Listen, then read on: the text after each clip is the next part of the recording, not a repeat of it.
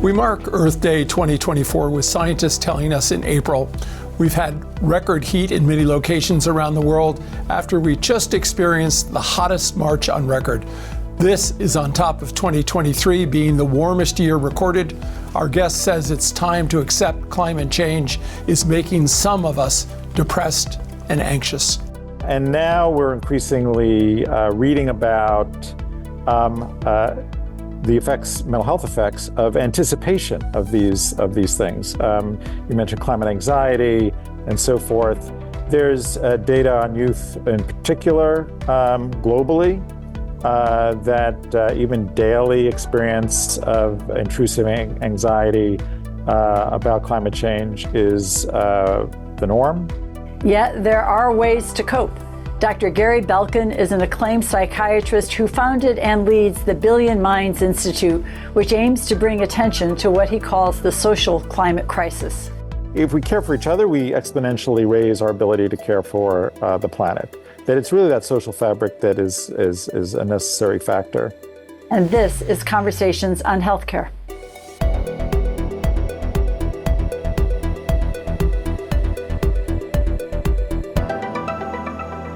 Well, Dr. Belkin, welcome to Conversations on Healthcare. Thank you. Thank you very much for paying attention to this issue. Yeah, that's great. And speaking of paying attention, I think anyone who is bound to get upset by climate change news. And you're raising the awareness of the effects on mental health, what some call climate change-related depression. I wonder if you could share with our audience your perspective. Yeah, so I think first, just to say that we have more than enough evidence to know, for example, that extreme weather events, heat, and the damages that come from those elevate mental health illnesses. We've known this for decades. It makes these things make every social determinant of mental health worse. And now we're increasingly reading about the effects, mental health effects of anticipation of these things. You mentioned climate anxiety and so forth. There's data on youth in particular globally that even daily experience of intrusive anxiety about climate change is the norm. This is affecting youth emotionally in terms of having a foreshortened sense of their future. But what I have been trying to focus on is not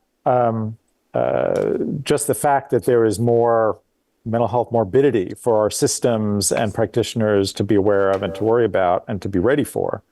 But what are the social impacts of this? Because there is some evidence that even people who are let's say, of climate anxiety.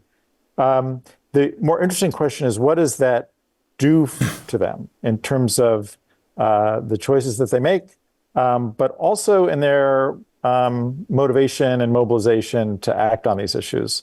And it seems like that may be a mixed bag. It affects people negatively, but it also motivates people and fuels their motivation to act.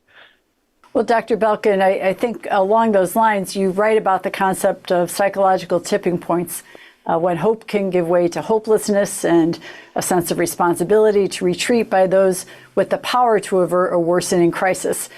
Certainly, all of us, when hopes on an individual level, are doing what we can do. But the UN Executive Secretary for Climate Change has said that politicians seem to indeed be retreating from the issue, perhaps because of that sense of hopelessness and retreat. What's a strategy for turning around these politicians or taking it out of the political realm? What's the strategy for reversing hopelessness and retreat into a more activist stance?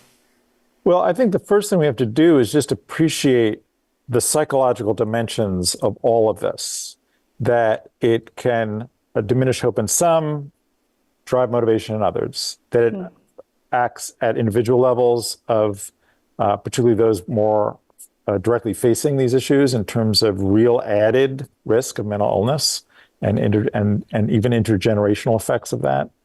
But also at a meta level, at a societal level, the things that you just mentioned, that quote you took from me was motivated by a meeting I was in, a call with colleagues actually in India during recent heat waves there, who made the remark that they were talking as a mental health community about what happens when there's mass hopelessness. And I think that's the kinds of questions that we have to start asking and appreciating that there's a whole psychological dimension to this, how societies act, how leaders act, whether it's denial or whether it's truth-telling. We really have to appreciate that dimension of things and surface them. There is no simple formula about whether it helps or hinders action or not, whether it provokes denial or grasping with reality. But the first step is to actually appreciate that this is an issue that is affecting the psyche of humanity, and to understand that more clearly. The United Nations Development Programs, a recent human development report they wrote, talked about a global assault on mental health that is hampering the ability of humanity to problem solve. And that's what we have to pay attention to. You know, speaking of problem solving, you know, you highlight the value of strengthening the social fabric of communities, and you're doing this work through your COP Squared. I'm wondering if you could share a little bit about that, but I really love it's focused on awareness, advocacy, and action, but also sort of underscoring of that, I'll add another A, all of us, right? It's about we all have to be working together on these things. Can you tell us a little more about the work that's going on there? Yeah, exactly. And it tries to connect these two dots, so to speak. These mental health effects that we know well at an individual level in terms of more illness, morbidity, et cetera, particularly in the face of direct threats, but also what is this social effect? How does that roll up into affecting communal capacity and social fabric and collective efficacy to act together and to problem solve? So what COP Squared tries to do, which stands for care of people times planet, so the P squared, kind of implying that if we care for each other, we exponentially raise our ability to care for the planet. That it's really that social fabric that is a necessary factor.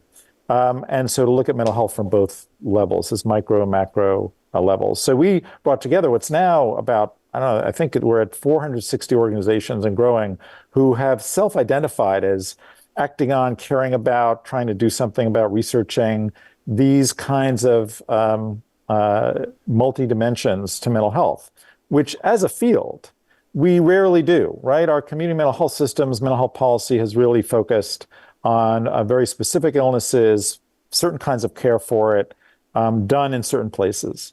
What this enlarged view of how mental health is pressuring mental health at every level, at social performance and at individual health levels, we have to really rethink about how we deploy the tools of mental health.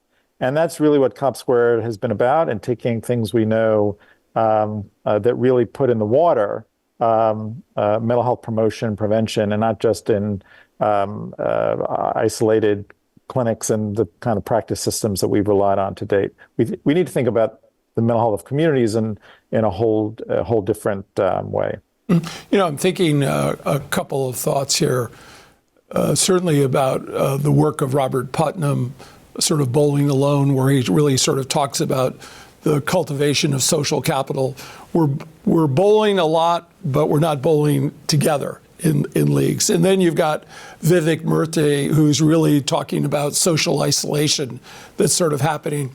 I'm wondering how you looked at the impact of COVID as a force multiplier on all these sort of events that are happening. And then obviously in the backdrop, huge backdrop, is the environmental changes that are going on. But this has been sort of mounting for a while and has a couple of forces coming to play here. Yeah, no. So a little perspective on me and how I got to where I am in this conversation. So I'm a psychiatrist. I've mostly done public health and policy roles. I ran large systems. I was deputy health commissioner for New York City. I've really seen mental health and approached it as a community asset. How do we build it that way? And how do we appreciate just how true that is, of mental health being a community asset, and look at it that way?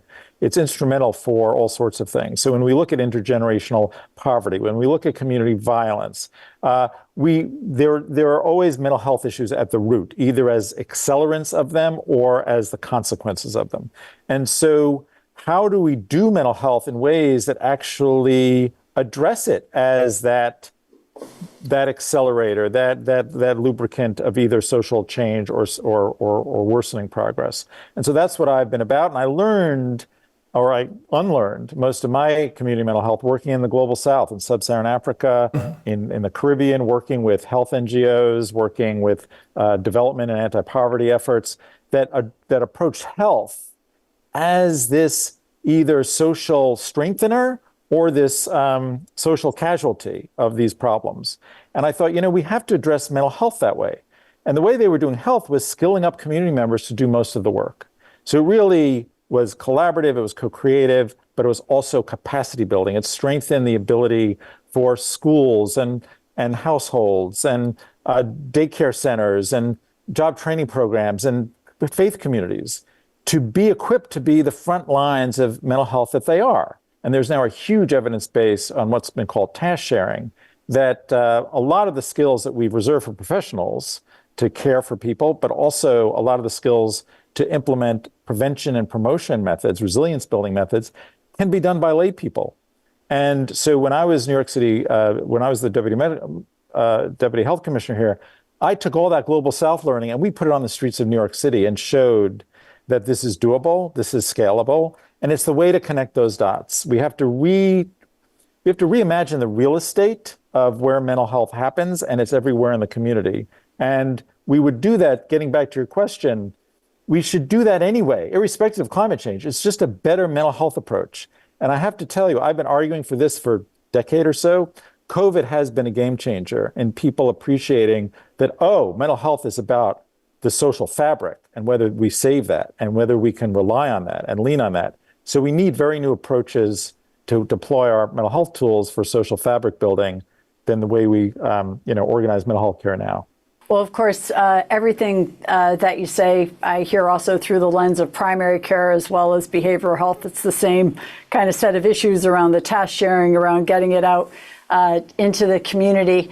But we have a unique position within healthcare in terms of being able to perhaps press some of the levers that create change. And I'm going to quote, I think, something that you wrote for the American Psychiatric Association about a climate reckoning, which was to say, our prevailing paradigms of knowledge and practice are not adequate. We're more focused inward than outward through a narrowing circle of interest. The foci revolve around a basic pattern of waiting for people battered by the world to come to us for brief visits. I'm curious how your colleagues respond to that and how you think about organizing, also training the next generation to flip that paradigm, knowing that we also have people who have very real mental illness that also need those individual visits and treatments. How do you want the profession itself to evolve, including training the next generation, which I think is on all of our minds these days? Yeah, I mean, my profession, which I love being a psychiatrist, but I've seen it increasingly retreat into a box of very narrow biological paradigms and a business model that really restricts the use and the places and the range and scope of the skills that they could deploy. Very hyper-medicalized model that we boxed ourselves into. And it's a real shame and it's real sad. It aims way too low for what our skill sets can do to benefit society.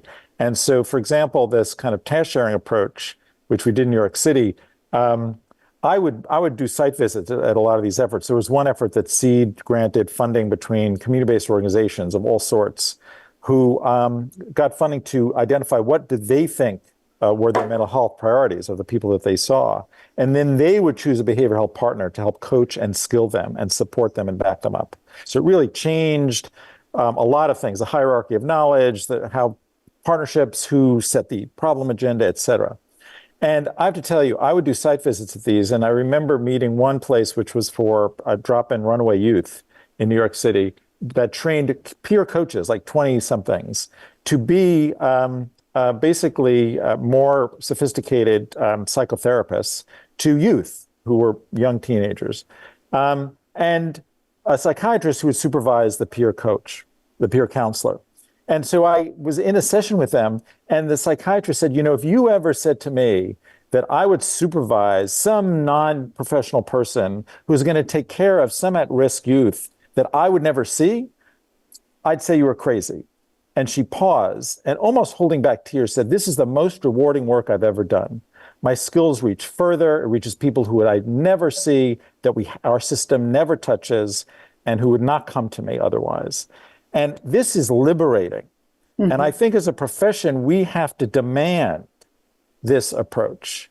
And society needs to appreciate how it is not getting the return on investment on our profession by boxing us in these roles. I'm working now with a large health system in New York City who really wants to adopt these task-shared approaches as its business model, because it's realizing that it is paying at the other end for the lack of a front end of a community action and engagement with people early on.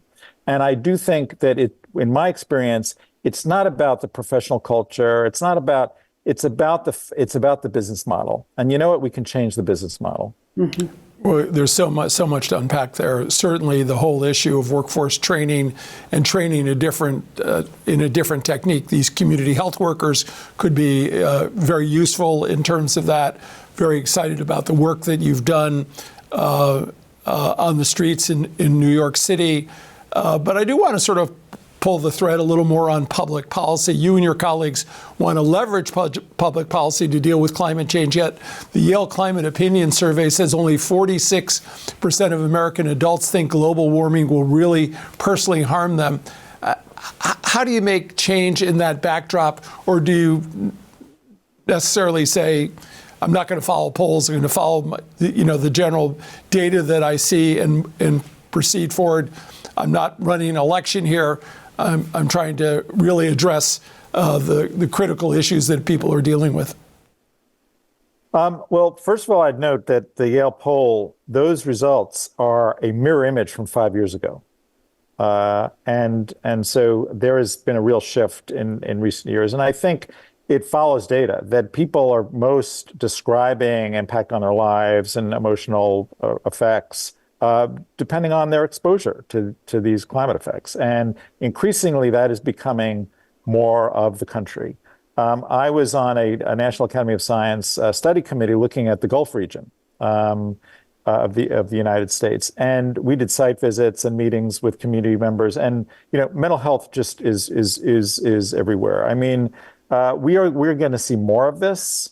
And we're going to see it as a scale and affecting communities in ways that the kind of strategies we're talking about are going to be seen as more essential. And I just think we should stay ahead of the curve, because the curve is not slowing down, it's accelerating.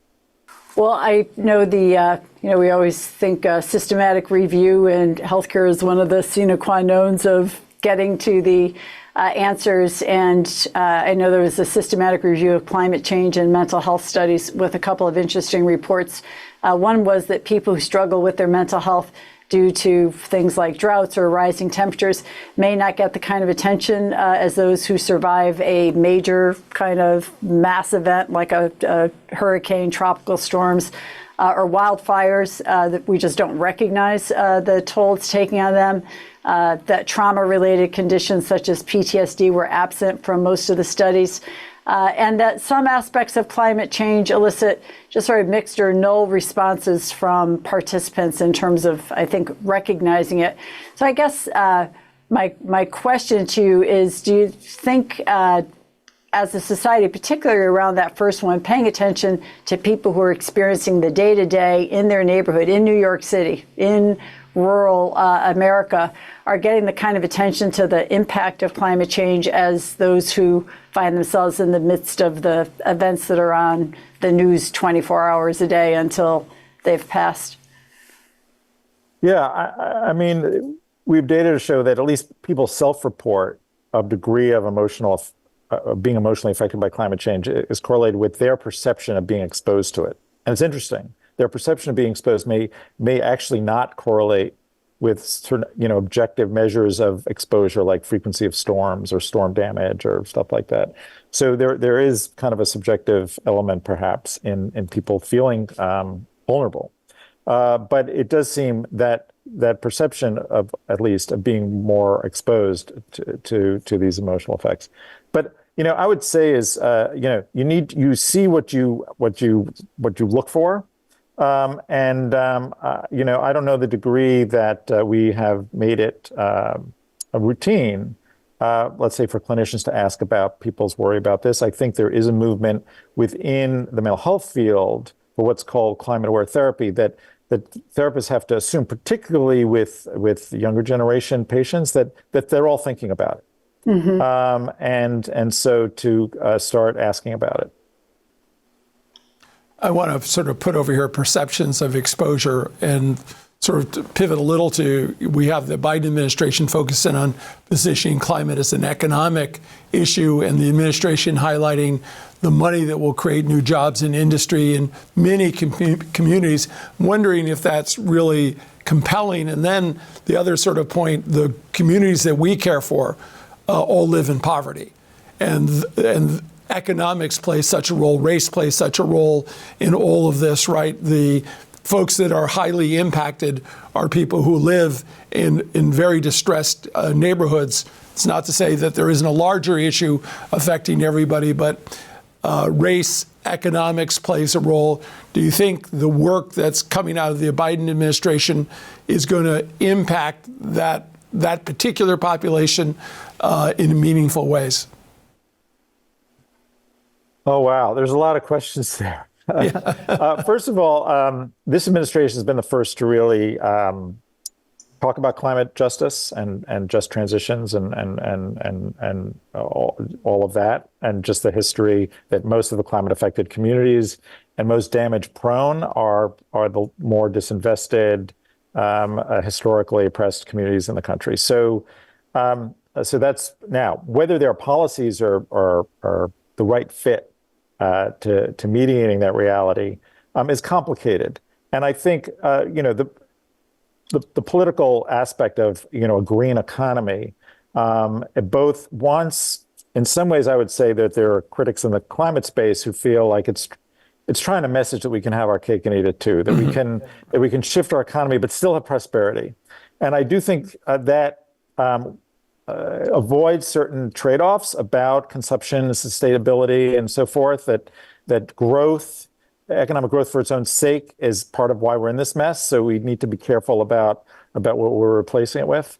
But more importantly is, how do you, if there are jobs, it's more the transitions in the economy, the movement away from certain jobs to other jobs, where we have to really be careful that shift in the economy doesn't yet again hurt those, with less skills, less education opportunities, less economic choices, that they are the ones that benefit the most from those transitions. Well, Dr. Belkin, you've had some strong words of praise for community health centers and their efforts in this arena, which I was happy to see, given that health centers care for 31 million people in the United States and are located all across the country. But we'd love to hear, where do you see some of the most successful community-based health center or community-based health efforts focused on climate change taking place? Offer us up a couple of examples that have really impressed you. Well, what I think is really exciting, in a way, is the way some climate pressures have really generated inventive and powerful forms of local organizing and intersectional action, intersecting action. So community coalitions working with health coalitions. There's, and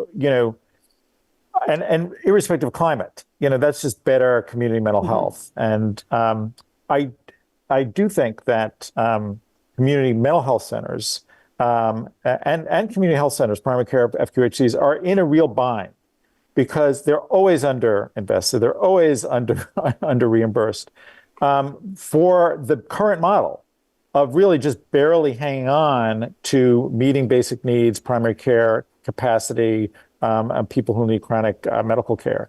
let alone try and expand into this, larger community impact model that we're talking about. So when I've worked with these organizations, it's sort of like, learned helplessness. You mean you want us to try to expand, more and ask for more? And what I'm finding is that, this health system that I mentioned in New York City, is that there is a way to a business model that allows for that versatility of community action and the core direct care services, and it comes through really being imaginative about community coalition relationships, of forming relationships with community organizations that aren't there because they provide some transactional, social service that reduces ER visits sort of thing, which has been a road that the federal government has gone down, and seeing if reimbursement can help catalyze, but is really looking at community, food pantries and other social service centers and faith communities as really front lines of health and mental health prevention and promotion. And that's the step that I'm seeing happening in some communities around the country, here in New York City. And government is now following that lead. And so we've got to, build more of those hybrid community health system partnerships that really see task shifting as a democratization of the work of health and mental health care. They may not have the resources, but we've been telling every organization that we know that you need to be talking about the environment, because young people want to come into the organization. Whatever you're doing, you may be doing healthcare, you may be doing food service, you need to frame this up on the environmental side, and then resources will follow. But if you're not inclined in that direction, we're going to lose a generation of young people, particularly in healthcare, I worry about, because we're missing the opportunity of talking about the role and the importance that climate is playing in all of our lives. And maybe pivoting from that, young people are playing such an important role. Talk about that. Obviously, we know the Greta Thunbergs, but there are tens of thousands of young people who are motivated and acting out on those concerns and worries with also hope and aspiration. What are you seeing? Yeah, surveys of youth globally seem to have one common thread, which is a sense of betrayal by the older generations of governments. And how that plays out in people entering the medical profession, I assume plays out, similarly in other in other paths that people take.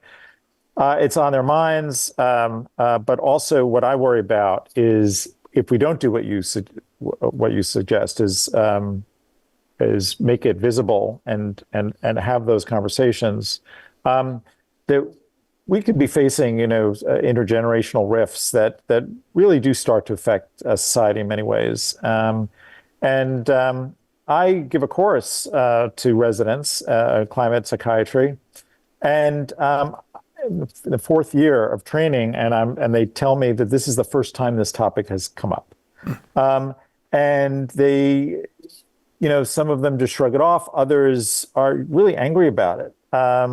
And similar feedback around really not paying attention in a serious way, not just topically, but in terms of their role, their working role around social determinants of mental health. We have to catch up with these realities and how they're affecting mental health and therefore professional roles and identity, or we're going to have less of a workforce to count on. Well, Dr. Belkin, thank you so much for your time, for sharing your insights and your expertise with us. And thanks to our audience for being here. Please be sure to subscribe to our videos on YouTube. Find us on Facebook and X under the account name CHC Radio. And as always, go online to chcradio.com to sign up for email updates. And you can also share your thoughts and your comments about this program. Dr. Belkin, thank you again so much, and we hope to continue this conversation with you in the future. Thank you.